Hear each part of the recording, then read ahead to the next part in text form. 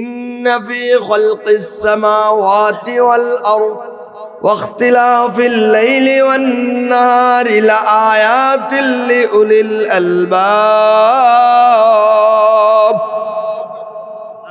আল্লাহ বলেন এই যে দিন যায় রাত আসে, দুনিয়ার এই সৃষ্টি, আকাশ সৃষ্টি দেখো, এগুলি কি এমনি এমনি? এই যে দেখেন তো, এই যে আমাদের চতুর্দিক দিয়ে আছে দুইটা খুঁটি, এখানে দেওয়া লাগছে না? এই বিশাল আকাশটা লটকানো, কোথাও খুঁটি আছে? এটার দিক চাইলে আল্লাহ যে আছেন এটা বোঝা যায়। সুবহানাল্লাহ। এটার তাকাইলে বোঝা যায় যে আল্লাহ আছে। ছোটবেলা কত দৌড়াইছি, ওই যে বাড়ির পাশে গাছগুলি এখানে লেগে রয়েছে, আকাশ আগে গেছি গিয়ে দিহি নাই, ওই পাশে গেছি গিয়ে দিহি নাই, যাইতেছে। মামার বাড়িতে রওনা দিলাম একদিন চাঁদের আলোতে, রওনা দিয়ে বাড়িতে আসতেছি, আর একটু পরে পরে আকাশের দিক তাকাইতে আছি, সড়ক দিয়ে হাঁটতেছি।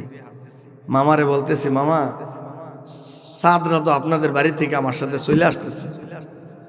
এবারে আম্মুরে যে ঘরে বললাম, আম্মু এই যে চন্দ্রটা আমার বাড়িতে নিয়ে এসে পড়ছি। কেমনে আনছ? মামার বাড়িতে আমি হাসছি, আর আমার সাথে সাথে চান্দা আমরা বাড়িতে এসে পড়ছি।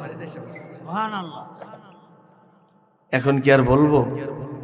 এটা এখন তো বুঝছি। এই যে এত কিছু হচ্ছে, এই যে কালের পরিক্রমা হচ্ছে, আমরা মনে বুঝতেছি এগুলি প্রাকৃতিক নিয়ম না, এটা প্রাকৃতিক নিয়ম না, এগুলি হচ্ছে আমার মহান আল্লাহ সুবহানাহু ওয়া তাআলার কুদরতের একটা নিশানা, নমুনা। বলেন আল্লাহু আকবার।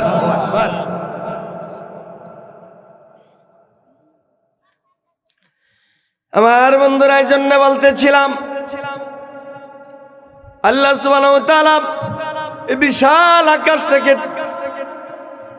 একটা খুঁটিও দেন নাই, খুঁটি ছাড়া আকাশটাকে কি করেছেন? লটকাইয়া রাখছেন, ঠিক নি বলেন? আফালা ইয়ানজুরুনা ইলাল ইবিলি কাইফা খুলিকাত ওয়া ইলাস সামাই কাইফা রুফিআত। জোরে বলেন আল্লাহু আকবার।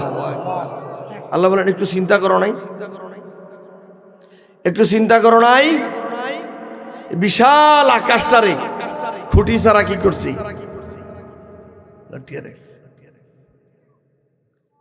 এই যে এত সুন্দর উট দেখছেন নি আপনারা? উট ছবিতে দেখছেন নি? বাজারে তো আছে ইদানি উট উঠে না?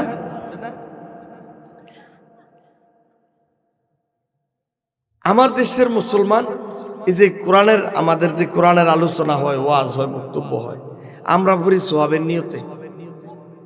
কিসের নিয়তে? একটু কথা বললেন, কিসের? তো কোরআন কি শুধু সোয়াবের জন্য আসছে? কি কন?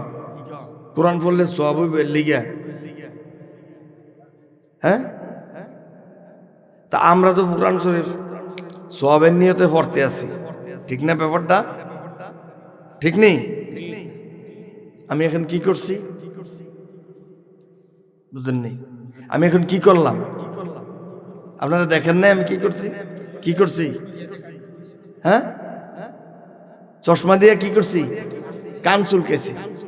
একজন বাজারে গেছে, কান্দির পর গিয়ে বলতেছে, আমার একটা চশমা দাও। কত পাওয়ার? পাওয়ারটা অর্ধ নেই। কেন? কান চুলকেতাম। আরে চশমা দিয়ে আবার কান চুলকে কেমনি? আমি নিজে দেখছি, আর এবারের প্রিন্সিপাল হুজুর চশমা দিয়ে কি করছে? কথা বলেন না কেন? কান চুলকেছে। সত্য কিনা? সত্য নেই তো? এই জন্য আমি নিজে দেখছি কান চুলকেছে, এজন্য চশমা। এজন্য কি চশমা? চশমা কি লিগা? সুবহানাল্লাহ বলবেন না? আপনারা যে আগে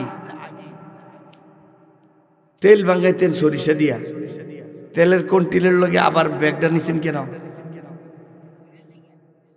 তা আসল কি খোল দেয়া না তেলটা? খোলটা কি?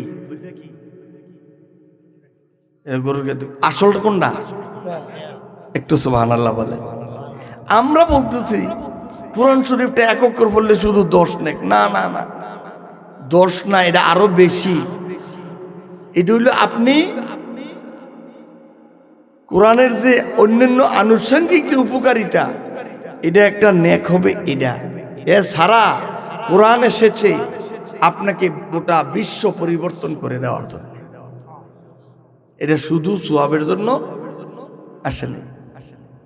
আপনারা বাড়িতে যে মাহফিলে আসছি, আমি খাইয়ে আসছি। এখন আমি কি হামলাবাড়ি এই নদী পারে এত কিছু পারে গাড়ি নিয়ে আসছি খাইতাম? কি জন্য আসছি? একটু আলোচনা করব, আপনার জন্য একটু দোয়া করছি না? মূল উদ্দেশ্য হলো এখানে আলোচনা করা, দোয়া করা। এই যে খাইলাম, এটা হলো এটার আনুষঙ্গিক বিষয়। এমনি করে আমার বাবারা, বন্ধুরা, মূলত আমরা যে আল্লাহ রাব্বুল আলামিন আমাদেরকে পবিত্র কোরআন দিয়েছেন গো বন্ধু, শুধু সওয়াবের জন্য দেন নাই, আমাদেরকে কোরআন দিয়েছেন বিশ্ব মানবতার মুক্তির জন্যে। এটার জন্য মূলত কোরআন, শুধু সওয়াবের জন্য। আপনারা বুঝুন যে হুজুর এটা আবার কোন কথা বললেন? এমন তো আমি আজকে আপনাদেরকে দেখাই দেব, এমন জায়গা থেকে আমি তেলাওয়াত করছি। একটু আল্লাহু আকবার বলেন। আমার বন্ধুরা, যে কথা বলতেছিলাম, আল্লাহকে চেনার জন্য বেশি কিছু লাগে না বন্ধু। আপনারা যদি ছাগলের লেদা দেখেন, লেদাটা দেখলে বুঝেন না এটা ছাগলের। গরুরটা দেখলে বুঝেননি গরুর। মুরগিরটা দেখলে, কবুতরেরটা, টিকটিকিরটা, চিকারটা, বুঝেন না? তো দেখলেন গরুর লেদা, তো বুঝলেন এটা কি এর? গরুর। ছাগলের ট্যাবলেট দেখলেন, বুঝছেন কি ছেলে দিয়েছে? ছাগলের লেদাইছে। দেখলেন টিকটিকি খুব সুন্দর করে কালো, পাশে ছোট্ট করে একটু সাদা, দেখি তো লেদা দিকে গরু চিনলেন, লেদা দিকে ছাগল চিনলেন, বৃষ্টির দিকে টিকটিকি চিনলেন। এই বিশাল আকাশ, বিশাল জমিন, বিস্তীর্ণ এই জমিন, বড় বড় পাহাড়, এত কুদরত, এত কিছু দেখলেন, আমার আল্লাহ সেটা বুঝলেন না। আমার আল্লাহ আছে, বুঝেন নাই? আল্লাহু আকবার, আল্লাহু আকবার। তিনি হচ্ছেন আমার আল্লাহ। এই মালিক আমাদেরকে এই কোরআন নাজিল করেছেন যে শোনো, একটা অক্ষরেই 10টা নেক। শুধু তাই না, পড়ার সাথে সাথে 1 তো 10 হবে, 10টা 700 পর্যন্ত হইতে পারে। রমজান মাসে এমনি 70 গুণ আরো বেশিও হইতে পারে। আপনি কিন্তু বুঝেন না, আমি এটা তো বুঝেছি। সব ঠিক আছে, কিন্তু শুধু সওয়াবের জন্য কোরআনটা কি হয় না নাজিল? তাহলে সারা জীবন শুধু একজন হাফেজ সাহেব বৈশা বৈশা সওয়াবের লিগে সব সারাক্ষণ 24 ঘন্টা কি পড়তো? কোরআন শরীফ পড়তো। আমার মনে আছে ছোটবেলায় আমি বাজারে গেছি পর আমার একজন মুরব্বী বলতেছে, বাবা তুমি যে এত বই পড়ো, এর চেয়ে বেশি সওয়াব হলো নলে শুধু কোরআন শরীফটা পড়ো। আমার কাকার কথা এখন মনে হয়, আমি যদি শুধু হাফেজ হইতাম তাহলে কি আপনারা আমার আজকে দাওয়াত দিতেন? কথা বলতে পারতাম? এই জন্য এই কোরআনটার ভিতরে কি আছে এটা জানা দরকার। কেন এটার এত দাম? একটা অক্ষর পড়লে এত সওয়াব কেন? আল্লাহু আকবার। এই কোরআন লেখকে মানুষ তাবিজ লাগায়, রোগ ভালো হয়ে যায়, ব্যবহার করে, কিন্তু তাবিজ দুয়া পানি কে রোগ ভালো হয়। এই কোরআন দিয়ে যদি সত্যিকার অর্থে মানুষ বাস্তবে চলতো, তাহলে মানুষের কি উপকার হইতো এটা মানুষ বুঝলো। আমার বন্ধুরা, সাহাবীরা যখন কোরআন তেলাওয়াত করতেন, কোরআন তেলাওয়াতের সময় তারা তো অর্থ বুঝতেন, কারণ তারা আরবি মানুষ। কলিজা ফাইটা ফাইটা তাদের চোখ দিয়া গড়াইয়া গড়াইয়া পানি পড়তো। বন্ধু আমার আল্লাহ রাব্বুল আলামিন আজকে পবিত্র কোরআনের যে জায়গা থেকে আমি তেলাওয়াত করেছি, সূরাটার নাম হলো তাহা। বলেন কি? তাহা। সূরাটা হলো 20 নম্বর সূরা। ক নাম্বার? 20 নম্বর। এটা মনে রাখবেন আজকে যদি পয়েন্ট আকারে বলছি। 20 নম্বর সূরা, সূরার নাম তহা। এটা হলো হরফে মুকাত্তাত, কিছু বিচ্ছিন্ন যে শব্দ আছে এগুলির কারণে সূরা তহা। আর এই সূরাটার মধ্যে আল্লাহ রাব্বুল আলামিন যে নাজিল করেছেন, এই সূরাটা হচ্ছে মক্কায় অবতীর্ণ সূরা। কোথায়? তখনও মানুষ বেশি মুসলমান হয় নাই, সেই সময় আল্লাহ রাব্বুল আলামিন এই সূরাটা নাজিল করছেন। এই সূরার মধ্যে আমি যে জায়গা থেকে তেলাওয়াত করেছি, মাত্র খুব ছোট ছোট করে আমি কয়েকটা আয়াত তেলাওয়াত করেছি। আমি চেষ্টা করব এখান থেকে আপনাদেরকে আলোচনা শোনানোর জন্য। আমা তৌফিকি ইল্লা বিল্লাহ। তো একটা শব্দ, হা একটা শব্দ, তহা, দুইটা শব্দ শুনলেন। আপনি কোরআনের বর্ণিত শত শব্দ আছে, যা আছে আপনি যদি নিয়ত করে করে শুনেন, পড়েন, সত্যি কিন্তু আপনার আমল নামায় আল্লাহ রাব্বুল আলামিন 10টা করে নেক লিখে দিবেন। এই সূরাটার নাজিল হওয়ার একটা বিশেষ কারণ আছে। আমার আল্লাহ রাব্বুল আলামিন এই সূরাটা যখন নাজিল করেছেন বন্ধু, এই সূরাটার মধ্যে একটা নিগুড় রহস্য লুকায়িত আছে। হযরত ওমর ফারুক রাদিয়াল্লাহু তাআলা আনহু যখন আরবের সব লোকেরা মিলে আমার রাসূলের বিরোধিতা করতেছিল, রাসূল রে সকলে মিলে নাম দিছে কি? আলামিন। নাম কি? আলামিন। সবচেয়ে আশ্চর্যের বিষয় হচ্ছে, তিনি যখন মক্কায় আসছেন, তখন তিনি হেরা গুহায় ওহী প্রাপ্ত হলেন। কোথায়? হেরা গুহায় যখন ওহী প্রাপ্ত হলেন, ওহী প্রাপ্ত হওয়ার পরে তিনি ওইখানে ধ্যানে মগ্ন ছিলেন। তো হযরত জিবরাইল আমিন ওই গুহার ভিতরে আসছে। আইসা উনি বলতেছে ইকরা পড়ো। উনি বলেন মা আনা বিকারিন, আমি কি পড়বো? আমি তো কিছুই আমি তো পড়ি নাই কোনোদিন, আমি কি পড়তাম? একজন যদি এখান থেকে আইন একটা বাচ্চারা যদি এখানে বসায় দেয়, সে কি কথা বলতে পারবে? যে কি পড়বো আমি? মা আনা বিকারিন, আমি তো কিছু পড়তে জানি না, আমি তো পড়ি নাই কোনোদিন। আমার বন্ধুরা, হযরত জিবরিল আমিন আমার নবীকে ধরলেন, ধরে একটা চাপা দিলেন। আম্মা জান আয়েশা রাদিয়াল্লাহু তাআলা আনহা থেকে হাদিস, হযরত খাদিজা থেকে তিনি বর্ণনা করতেছেন, আল্লাহর নবী সাল্লাল্লাহু আলাইহি সাল্লাম যখন ধরছে পাঞ্জা দিয়া, ধরার পরে তিনি ছোটার চেষ্টা করছে। সুবহানাল্লাহ। আপনারা বাচ্চারা যখন ধরবেন, বাচ্চারা যখন জীবিত ধরবেন, সে ছুটতে চায় না? হ্যাঁ, কম চেষ্টা না বেশি? মনে এমন আপনারে এমন মানে গুরান দিব, মনে যে মশার দিয়ে আপনারা ফালাই দিব। আসলে কি সে ছোটার সুযোগ আছে? আমাদের হাতটা তো তার একবারে চিকন, তো সে তো আসলে ছুটতে পারে না, তো জোর করে সে ছুটতে পারে, কিন্তু ছোড়ার কোনো সুযোগ। কারণ কি? সে তার তো এত শক্তি নাই। তো জিবরিল আমিনের ধরছে আল্লাহ রাসূল, ধরার পরে উনি বলছে হাত্তা বালাগা মিনহুল জুদু, বুখারী শরীফের হাদিস, কিতাবুল ওহী। আমি চেষ্টা করলাম, কিন্তু ছোড়ার কোনো সুযোগ নাই, কারণ উনি তো অনেক বড়। সূরা নজমের মধ্যে আসছে, জিবরিল আমিনকে আল্লাহ রাসূল কয়েকবার দেখেছেন, একাধিকবার দেখেছেন। ওনার পূর্ব দিগন্তটা যতটুকু দেখা যায়, শুধু ওনার দেহটা দেখা গেছে। সুবহানাল্লাহ। তো এই জিবরিল আমিন ধরছে, ওনার 600 পাখা আছে। কত? 600 পাখা আছে, 600 পাখা ডানা ওনার। জিবরিল আমিনের 600 ডানা আছে। একটা ডানা উনি বলছেন, বর্ণনা করছেন, একটা ডানা যদি উনি এভাবে ঢুকে দিছে পরে পৃথিবীর এই মাথা থেকে ওই মাথা ঢুকে গেছি। এরপরে আমাদের মায়েরা যেমনি মাছ উল্টায় না, ধরে দিয়া এমনি কি করে উল্টায় দেয়, তো বিশাল জনপদের মানুষকে জিবরিল আমিন এভাবে উপর করে দেওয়ার সাথে সাথে ওই জনপদের মানুষগুলি এত উপরে তুলছে, আকাশবাসী ওইখানের মুরুগের ডাক শুনতে পাইছে। কয়টা ফাঁকা? ফুরানা একটু চামচের মতন ব্যবহার করছে। আল্লাহু আকবার। আমার বন্ধুরা, হযরত জিবরিল আমিনের একটা নয় দুটা নয় 600 পাখা আছে।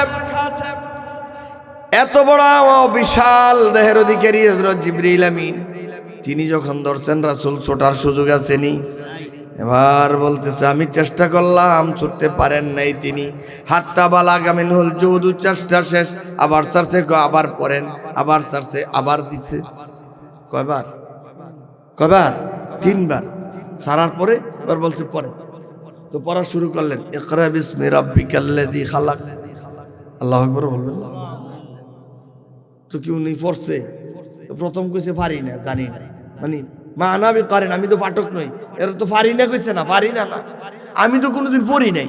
উনি কিন্ডারগার্টেনে ভর্তি হয়েছে, স্কুলে, ইউনিভার্সিটি, মাদ্রাসায়, তো কেমনে? সুবহান। আমার বন্ধুরা, এখানের মধ্যে আমার আল্লাহর একটা একমত আছে গো বন্ধু। আজকে প্রফেসর ইউনূস একজন প্রধান উপদেষ্টা টেকনিক, উনি কোন স্কুলেও পড়ছেনি, ইউনিভার্সিটি পড়ছেনি। তো পড়ছে যখন প্রাইমারি স্কুলের স্যারে কি কয়, ইউনূস আমার কয়নি। ইউনিভার্সিটির যখন পড়ছে তখন কি কয় ইউনিভার্সিটির স্যারে, ইউনূস আমার বন্ধু গো। দুনিয়ার কোনো মানুষ দাবি করতে পারবে না এই মোহাম্মদ নবুয়তি দাবি করছে, মোহাম্মদ যে নবী তারে চিনুনি, কয় না। ছোটবেলায় তো তারে আমি পড়াইছি, তারে কানমলা দিছি, তার ফিডা দিছি, বাড়ি দিছি, এমন কইতে পারবো না কেউ? আল্লাহু আকবার কর না একবার, কেউ বলতে পারবে? আমার বন্ধুরা, ফাইলুল হাকিমে লা ইয়াখলু আনিল হিকমা, আমার আল্লাহর কুদরত, এটা আমার আল্লাহর হিকমত। পৃথিবীর কোন পণ্ডিত, পৃথিবীর কোন মানুষ যেন দাবি করতে না পারে মুহাম্মদ আমার ছাত্র। এজন্য আল্লাহ রাব্বুল আলামিন এই ব্যবস্থা রাখেন নাই। স্বয়ং আমার মাবুদের ইশারায়, আমার আল্লাহ রাব্বুল আলামিনের কুদরতে নবী মুহাম্মদুর রাসূলুল্লাহ সারা দুনিয়ার শ্রেষ্ঠ শিক্ষক। বলেন সুবহানাল্লাহ। কলেজ, ইউনিভার্সিটি, মক্তব, নুরানি মাদ্রাসা কোথাও পারেন নাই, তিনি পৃথিবীর শ্রেষ্ঠ শিক্ষক। পৃথিবীর বলতেন বুইস্তু মুআল্লিমান, আমি পৃথিবীতে শিক্ষক হিসাবে প্রেরিত হয়েছি, অথচ কোথাও তিনি পড়েন নাই।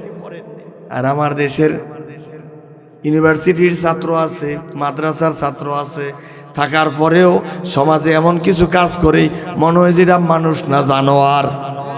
ধরে বলেন ঠিক নেই? এজন্য বন্ধুরা আমি বলতে চাই, একটা মানুষকে যদি এই কোরআন শুধু সওয়াব দেয় না, একটা নিগৃহীত মানুষ, বঞ্চিত মানুষকে, একটা বঞ্চিত সমাজকে কোরআনের পরশে আমার আল্লাহ রাব্বুল আলামিন জগৎ বিখ্যাত বানাইয়া দেয়। বলেন সুবহানাল্লাহ। এজন্য আল্লাহ রাব্বুল আলামিন আগে বলেছি, নবী সাল্লাল্লাহু আলাইহি সাল্লাম যখন এখানে আসলেন, আম্মাজান খাদিজার কাছে আসলেন, কথা বুঝেননি? খাদিজার কাছে আয়েশা বলতেছে, উনি তো ভয় পাইছে। হাদিসের মধ্যে আসছে ইয়ারজুফু ফুয়াদুহু, তার আত্মাটা টিউ টিউ করে কাঁপতেছিল। আত্মাটা কি কাঁপতে আছে, উনি যে পাহাড়ের মধ্যে দেখছে। এবার তিনি বাড়িতে এসে ডাক দিলেন, জাম্মিলুনি জাম্মিলুনি, ও আমার প্রাণের স্ত্রী কম্বলওয়ালি, তাড়াতাড়ি কম্বলটা দেও। তখন আম্মাজান খাদিজা বললেন, কি হয়েছে আপনার? আমার নবী ডেকে বলে, খাদিজা রে, লাকাদ খাশিতু আলা নফসি, আমি আর বাঁচব না রে খাদিজা, আমি আর।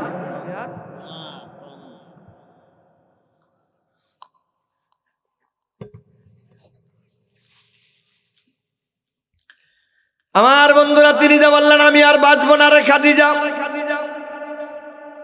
হযরত খাদিজা বললেন, কাল্লা ওয়াল্লাহি লা ইউখজিকাল্লাহু আবাদা, কখনো নয়, আল্লাহর কসম, আমার মালিক আল্লাহ আপনার মতো একজন ভালো মানুষ শেষ হইতে দিতে পারে না।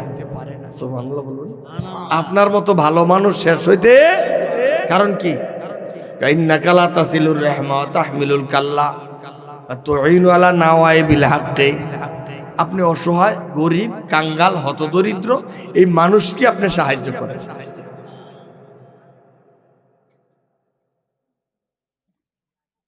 তারা কি করবেন? সহযোগিতা। এখানে কি আওয়াজ হইতেছে? বাইরে বাইরে মনে একটু আওয়াজ হইতেছে। আমি দাবি করব, অনুরোধ করছি মাহফিলের কাছে আওয়াজ করেন। আমার বাবাজিরা, বন্ধুরা, বলতেছিলাম আম্মাজান খাদিজা যখন কথা বললেন, তিনি বললেন, প্রাণের স্বামী, ভয়ের কোনো কারণ নাই, আমি আগামী দিন আপনাকে একজন ভালো মানুষের কাছে নিয়ে যাব। কার কাছে? একজন মানুষ, তিনি হচ্ছেন পরের দিন তাকে যিনি নিয়ে গেলেন। আমার বন্ধুরা, পরের দিন যখন নিয়ে গেলেন, আল্লাহ রাব্বুল আলামিন, এজন্য আমার আল্লাহ রাব্বুল আলামিন এখানের মধ্যে মাবুদে সুবহানাল্লাহ রাব্বুল আলামিন ডেকে বললেন, নবী গো আমার, আজকে যারা আপনাকে এই অবস্থায় রেখেছে বন্ধু, আম্মা জানাই খাদিজা রাদিয়াল্লাহু তাআলা আনহা যখন ভয় পাওয়ার পরে পরের দিন ওয়ারাকা বিন নওফেল ওর কাছে নিয়ে গেলেন। নিয়ে যাওয়ার পরে তিনি বললেন, এ আমার চাচাতো ভাই। খাদিজা কি করলেন? আল্লাহ রাসূলকে সেখানে নিয়ে গেলেন। নিয়ে বললেন, কি কয় শুনো। সুবহানাল্লাহ কর।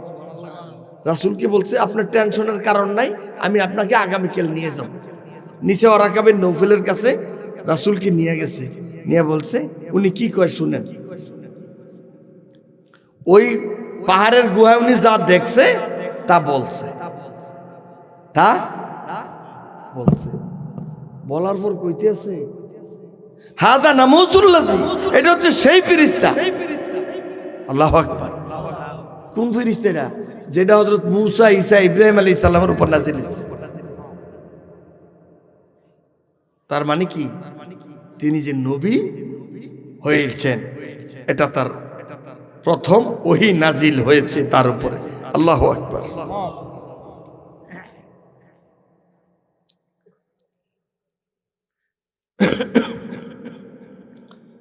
আমার বন্ধুরা,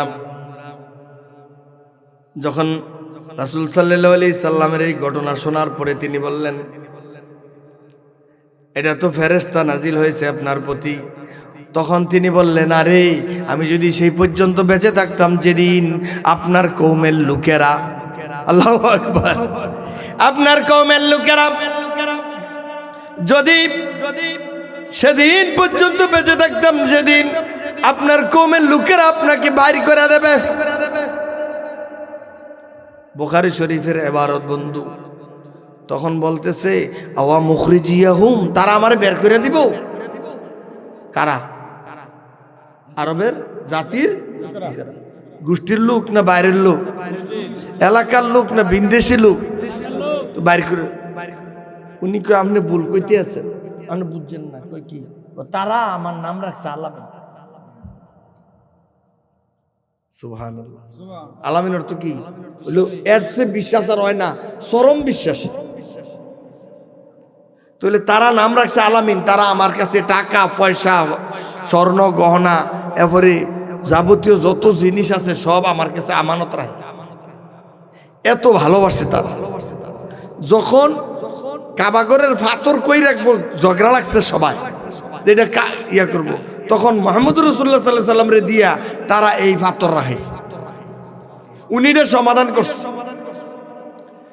এই গোষ্ঠীর লোক কয় আমরা রাখবো, হেরা কয় আমরা রাখবো, হেরা কয় আমরা রাখবো। ঝগড়া লাগছে, তখন পাথরটা রাখা লাগবো না? তখন হযরত মুহাম্মদ সাল্লাল্লাহু আলাইহি ওয়াসাল্লাম কি বুদ্ধি করছেন দেখেন। সুবহানাল্লাহ বলেন একবার।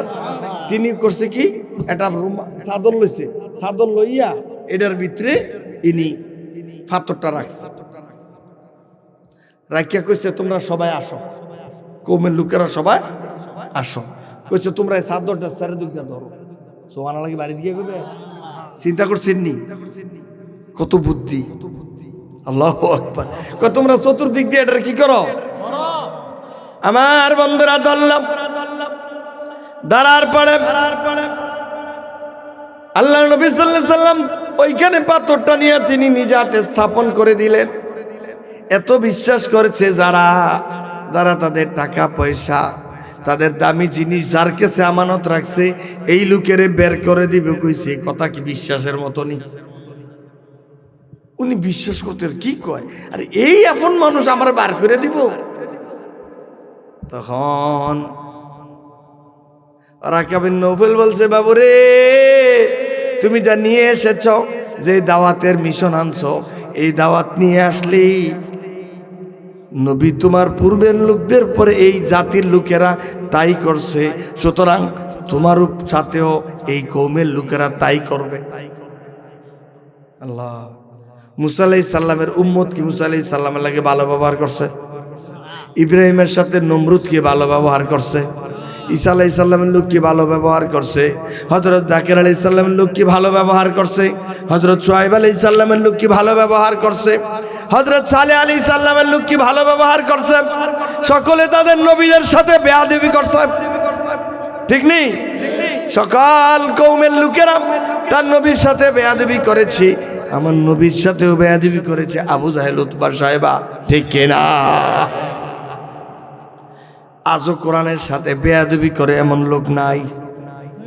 আরে না, আপনার এলাকাতে নাই, আমরা এলাকাতে না, আপনার এলাকাতে আছে। কোরআনের বিরোধিতা করে আছে। কোরআনের কথা বললে শরীরের মধ্যে চুলকানি লাগে, আছে না নাই? কোরআনের কথা বললে ভালো লাগে না, আছে না নাই? আমার বন্ধুরা, যে সমস্ত মানুষগুলি কোরআনের কথা শুনলে ভালো লাগে না, কোরআনের কথা সহ্য হয় না, হক কথা যাদের ভালো লাগে না, এরা কি সমাজের ভালো না খারাপ? এই সমাজে এমন মানুষ আছে না নাই? আগামী দিনে এই মানুষগুলি আবার যদি আসি, আমরা কি তাদের পক্ষে না বিপক্ষে? আমরা কি জীবন দিয়ে হইলেও কোরআনের পক্ষে থাকবো নাকি? এবার কয় না, কোরআনের পক্ষে থাকবেন? ইসলামের পক্ষে থাকবেন? আল্লাহ রাসূলের পক্ষে থাকবেন? ওলামায়ে কেরামের পক্ষে থাকবেন? সত্যি থাকবেন? যদি এই জন্য জীবন দেওয়া লাগে রাজি থাকবেন? জুড়ে বলেন, থাকবেন নাকি? যদি এই দেশে কোরআনের পক্ষে, কোরআনের জন্য আমার রাসূল যেমনে জীবন বাজি রেখে যুদ্ধ করেছেন, নিজের দেশ ছেড়ে অন্য দেশে চলে গিয়েছে, আপনাদের যদি এই পরিবেশ হয়, আপনারা কি প্রস্তুত আছেন? কে কে প্রস্তুত আছেন? হাত তুলে দেখান।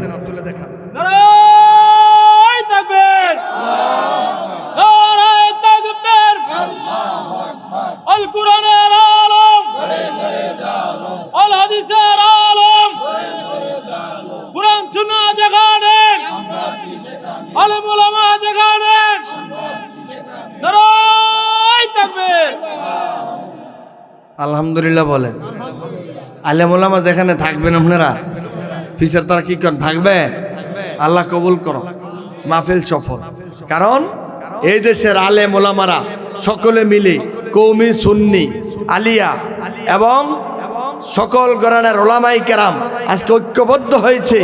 আমরা সকলে এক আছি, থাকবো কোরআনের জন্যে, দিনের জন্যে, রাসূলের জন্য, আল্লাহর জন্য, ইনশাআল্লাহ। সবাই বলেন ইনশাআল্লাহ। ঠিক আছে? এখন যেটা বলতেছিলাম, এই হক কথা বললে আজকেও এই বিরোধিতা হয়নি?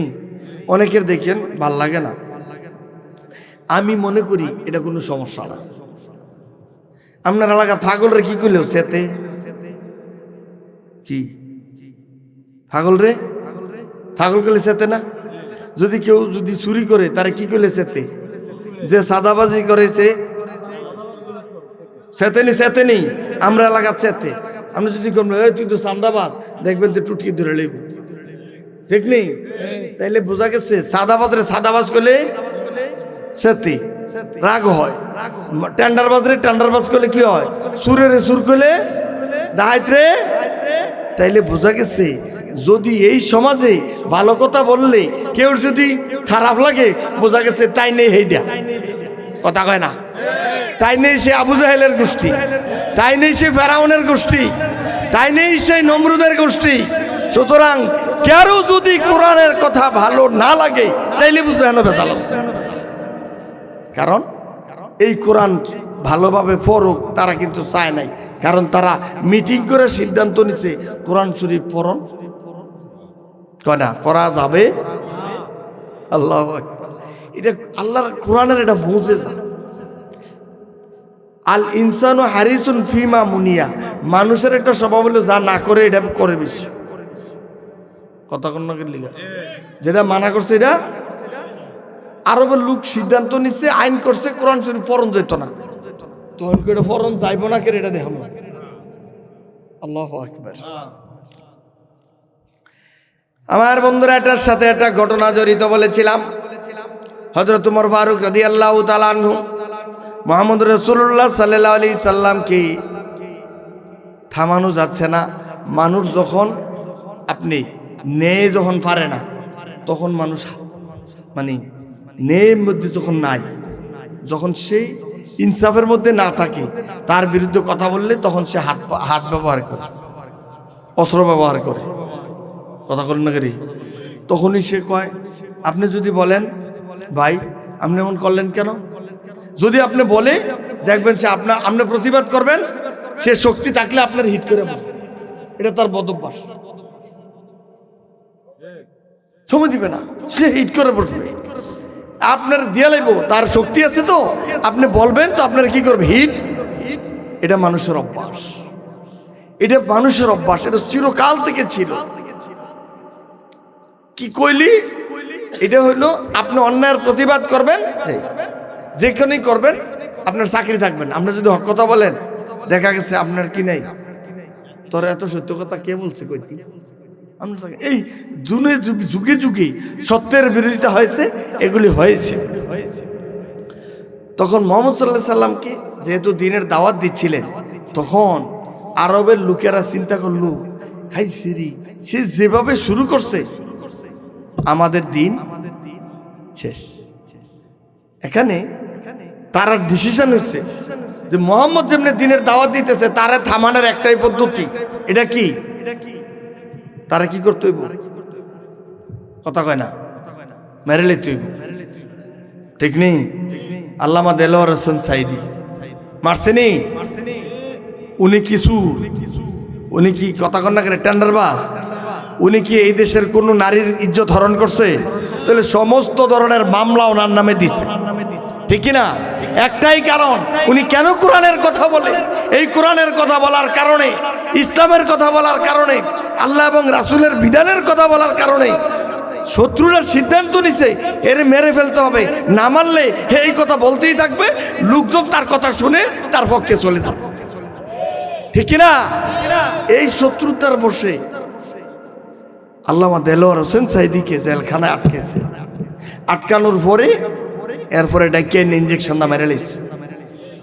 তারা জানে, তারা কন্ত আজকে সত্যিকার অর্থে আল্লামা সাইদি দুনিয়ায় নাই, কিন্তু তার কণ্ঠ আজও প্রত্যেকটা মানুষের ঘরে ঘরে বাজতেছে। আল্লামা সাইদির যেই কণ্ঠ ছিল, এদেশের মানুষকে যেমনি করে কোরআনের ডাক দিয়েছিলেন, এই তৌহিদি জনতাকে যেমনি করে তিনি কনভিন্স করতে পারতেন, কোরআনের যেভাবে তাফসীর পেশ করেছেন, এদেশের যুবকদের কলিজে আগুন ধরে যেত, ঠিক কিনা বলেন? তার মাহফিল গুলিতে লক্ষ লক্ষ লোক একত্রিত হতো। যদি যখন জেলখানা থেকে যদি একবার বের হইতে পারতেন, বাংলাদেশের কোনো মাঠ নাই যেই মাঠে আল্লামা দেলোয়ার হোসেন সাইদি মাহফিল করলো ওইখানে লুকে যায়। শত্রুরা বুঝতে পেরে ওনারা আগেই কি করেছে, দুনিয়া থেকে শহীদ করে দিয়েছে। আমার বন্ধুরা, দুনিয়া থেকে শহীদ করে দেওয়ার পরে এই বাংলাদেশ কি কোরআনের বিপক্ষে গেছে না পক্ষে বাড়ছে? এজন্য আল্লাহ রাব্বুল আলামিন বলেন, ইউরিদুনা লিইউতফিউ নূরাল্লাহ। দুনিয়ার সমস্ত তাগুতি শক্তি মিলে চায় আল্লাহর জমিনে আল্লাহর দ্বীনকে ফু দিয়া নিবাইয়া দিত। কথা কন না রে, পারছেনি? ইসলামের আলো কি ফু দিলে নিবে? আমার আল্লাহ বলেন, আল্লাহু মুতিম্মু নূরিহি ওয়ালাউ কারিহাল কাফিরুন। আল্লাহ বলতেছে মহান আল্লাহ রাব্বুল আলামিনের এই দিনকে যারা নিভাইয়া দিতে ফু দেয় এই আগুন আরো বেশি জ্বলে। আপনার দেশে আগুন ফু দিলে জ্বলে না নিবে? সুবহানাল্লাহ বলবেন না? উনার এই আলো জ্বলছে পৃথিবীময়। এই উমর রাদিয়াল্লাহু তাআলা আনহু তারা মিললে সিদ্ধান্ত নিল মুহাম্মদুর রাসূলুল্লাহ রে বাঁচতে দেওয়া যাবে না। তো কি করতে হইব? কি করতে হইব? মারতে হইব। এবার তারা মিটিং এর মধ্যে সিদ্ধান্ত নিচ্ছে, কোরআনের বাস্তব ঘটনা বলছি। সূরা নম্বর কত মনে আছে নি? 20 নম্বর। কয় নম্বর সূরা? 20 নম্বর সূরা। সূরার নাম কি? সূরা তাহা। সূরার নাম সূরা তাহা, 1 নম্বর আয়াত থেকে। আমার বন্ধুরা, হযরত মুহাম্মদ রাসূলুল্লাহ সাল্লাল্লাহু আলাইহি সাল্লাম যখন দিনের দাওয়াত দিচ্ছিলেন, এই দিনের দাওয়াতকে বন্ধ করে দেওয়ার জন্যই সবাই মিলে যখন সিদ্ধান্ত নিল তাকে মেরে ফেলতে হবে, ষড়যন্ত্র। আপনার কাছে আমার একটা প্রশ্ন, মুহাম্মদ সাল্লাল্লাহু আলাইহি সাল্লাম কি অপরাধ করতে মারলে তুই? বুঝেন নাই? কি অপরাধ করছে? অপরাধরা কি? অপরাধ আছিল? তারা মনে বুঝছে যেই দাওয়াত মুহাম্মদ সাল্লাল্লাহু আলাইহি সাল্লাম দিচ্ছে, যে কোরআনের কথা বলছে, এই কোরআন যদি এই সমাজে বাস্তবায়ন হয় আর আল্লাহর কালেমা যদি বুলন্দ হয়, তাহলে তারা যেই নেতাগিরি করতে আছে, তারা যে দুর্নীতি, জুয়ার আসর, মদের আসর, গাঞ্জার আসর, যা ইচ্ছা তা যে করতে আছে, লুটপাট, ডাকাতি, বদমাশি, সব কি? সব শেষ। কথা বুঝেন না? সব কি? তারা রাজত্ব শেষ। এই জন্য তারা কইছে যদি আমরার প্রভাব বিস্তার করতে চাও তাহলে মোহাম্মদকে কি করো? আমি চিন্তা করছি, বুঝছেন যে এই মানুষগুলি কত খারাপ ছিল, যে উনি লা ইলাহা পড়েন একটু, লা ইলাহা, এই কালেমার দাওয়াত দেওয়ার কারণে তারা কি করতে হবে? এটি কি কথা? কালেমার দাওয়াত দেওয়ার কারণে ওনাকে মেরে ফেলতে হবে? নাউজুবিল্লাহ বলবেন? আমি চিন্তা করি কিভাবে সম্ভব। আমার বাবাজিরা, তারা সিদ্ধান্ত নিল আব্দুল্লাহর ছেলে মুহাম্মদকে মেরে ফেলতে হবে। এবার ওই মিটিং এর মধ্যে বলল, তোমাদের মধ্যে কে আছো মুহাম্মদের গর্দান এনে দিতে পারবা? বন্ধুরা গো, কেউ সাহস করে না। মানুষ জবকরণ কি সহজ? জবকরণ সহজ। ওমর ফারুক, ওমর ইবনুল খাত্তাব, তিনি দাঁড়াইয়া বলতেছি, তোমাদের কোনো টেনশন নাই, কেউ যদি না পারো, আমি উমর একলাই মুহাম্মদের গর্দান এনে দিতে পারবো।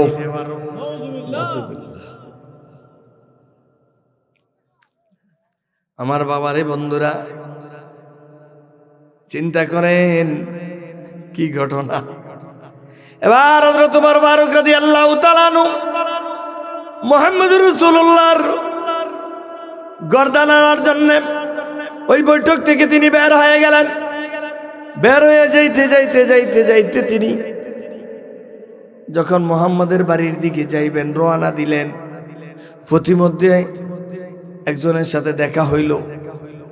দেখতেছে উনি খুব রাইগা রইছে।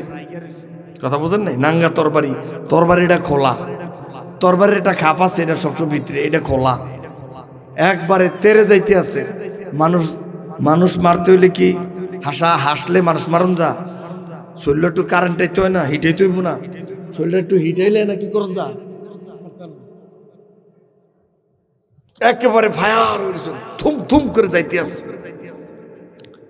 দেখলে সর্বনাশ। আশ্চর্য তো। আমার বন্ধুরা, যখন ট্রেনের যখন তিনি যাচ্ছেন, পথিমধ্যে জিজ্ঞাসা করলেন, উমর তুমি কোথায় যাও? ওই মুহাম্মদের গর্দান আনতে যাই।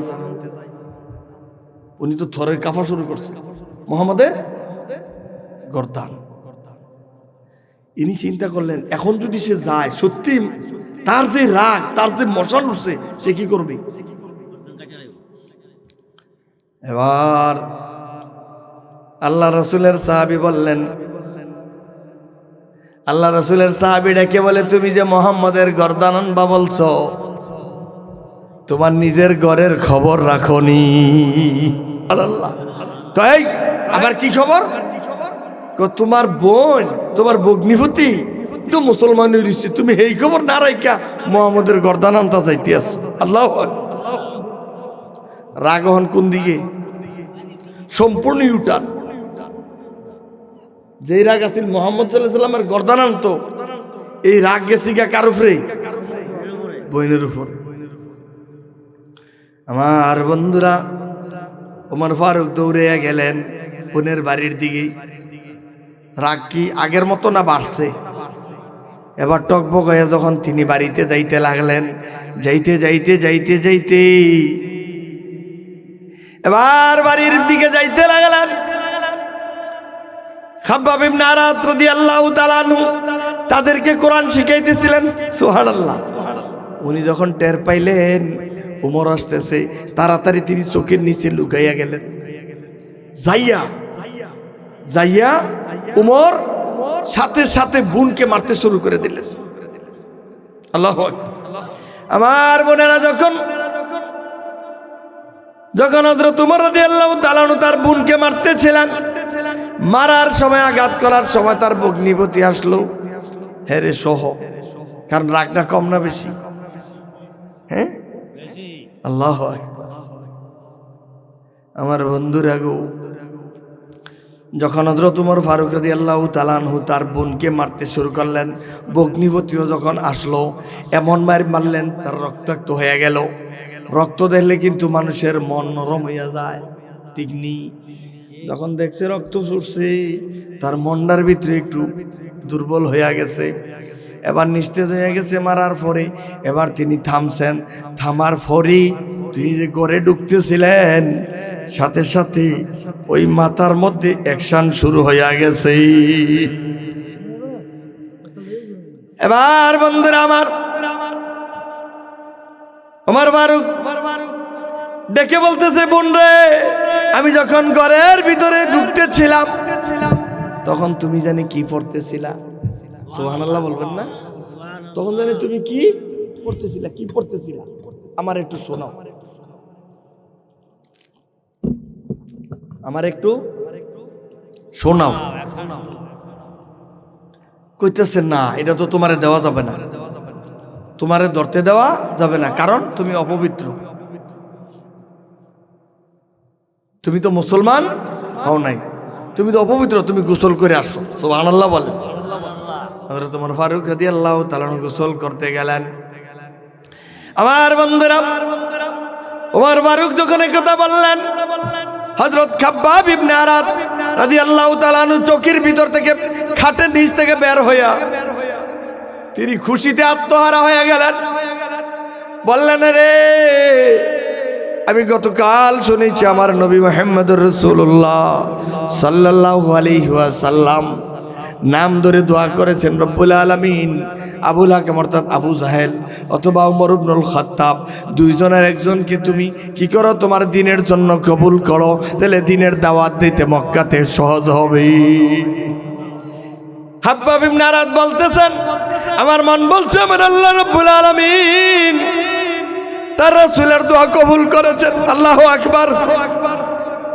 এবার ওমর ফারুক রাদিয়াল্লাহু তাআলা আনহু যখন ঘরের ভিতরে ঢুকতেছিলেন, তখন তিনি শুনতেছিলেন ওমর ফারুক রাদিয়াল্লাহু তাআলা আনহুর বোন তিনি তেলাওয়াত করতেছিলেন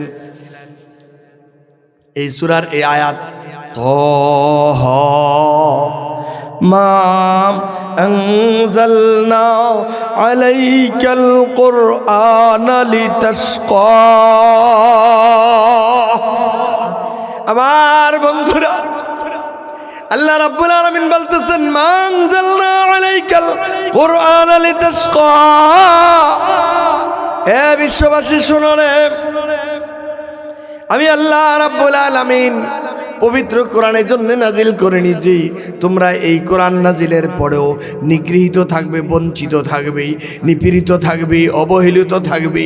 এজন্য আমি কোরআন নাজিল করিনি, কোরআন নাজিল করেছি গোটা বিশ্বের মধ্যে তোমরা বলিষ্ঠভাবে জীবনযাপন করার জন্যে। উনি বলতেছি আমি তো এটাই চাই। সুবহানাল্লাহ বলবেন না? হযরত ওমর ফারুক রাদিয়াল্লাহু তাআলা আনহু যখন ঘরের ভিতরে ঢুকতেছিলেন বন্ধু, তখন তার কানে যখন এই কোরআনের আওয়াজ পৌঁছে গিয়েছে, ওই কোরআনের আওয়াজ পৌঁছার সাথে সাথে আমার আল্লাহ রাব্বুল আলামিনের কোরআনের হেদায়েত তার কান দিয়া ঢুইকা ডাইরেক্ট অ্যাকশন শুরু হয়ে গেছে।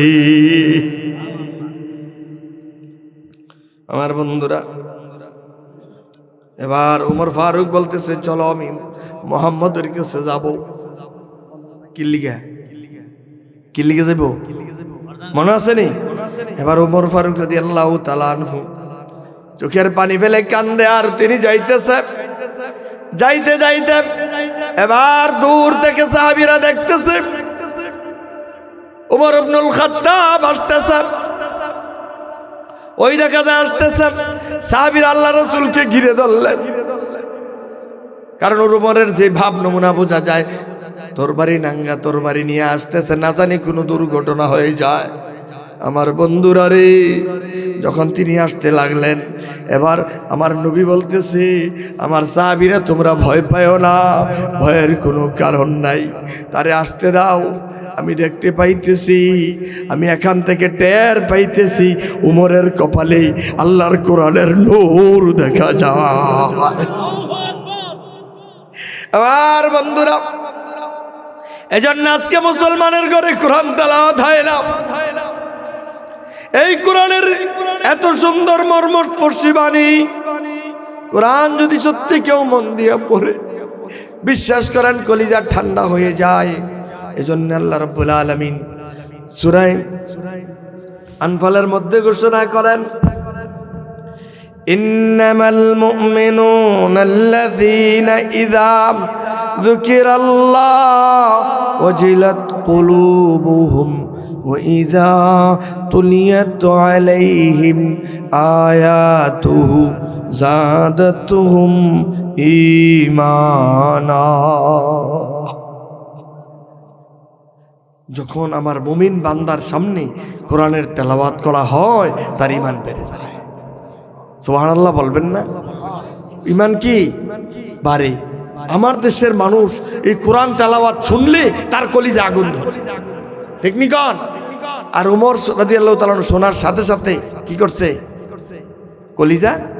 আমার বন্ধুরা, ওমর রাদিয়াল্লাহু তাআলা যখন গেলেন, আমার নবীর কাছে যাওয়ার পরে তার হাত থেকে তরবারিটা পড়ে গেছে। এবার তিনি বলতেছেন, নবী গো, আমি আপনার গর্দান আনতে বেরিয়েছিলাম, কিন্তু আমার বোনের ঘরে আমি যেই কোরআন শুনেছি, এটা মানুষের বানানো কোরআন হতে পারে না, এটা সত্যি আমার মাওলার কোরআন।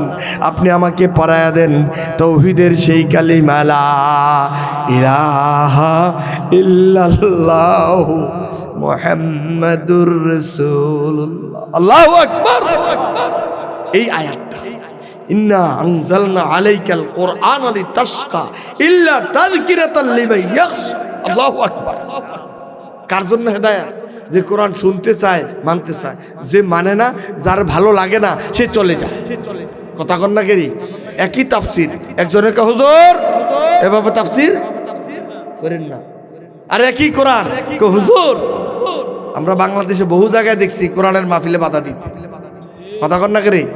কিন্তু ঠিকই তাওহীদি জনতা তারে জুতা পেটা করছে, এমন মানুষ আছে না নাই? তারে লাঠি দিয়ে দৌড়াইছে, তারে আঘাত করছে, তারে এই মঞ্চ থেকে পলাইয়া যাওয়া লাগছে। আমার মন বলছে আগামী দিনে ওই কোরআনের পক্ষে যারা আছে, কোরআনের কথাগুলি শোনার পরে আল্লাহর কোন মুমিন বান্দা কোরআনের বিরোধিতা করতে পারে? সেই কোরআন আজও আছে না নাই? তুই কেন আমরা ঈমান বাড়বে না? কেন আমরা অবহেলিত, বঞ্চিত হব? আমার বাবাজিরা, আমি আপনাদেরকে বলতে চাই, হযরত উমরের মতো হব না আবু জাহেলের মতো?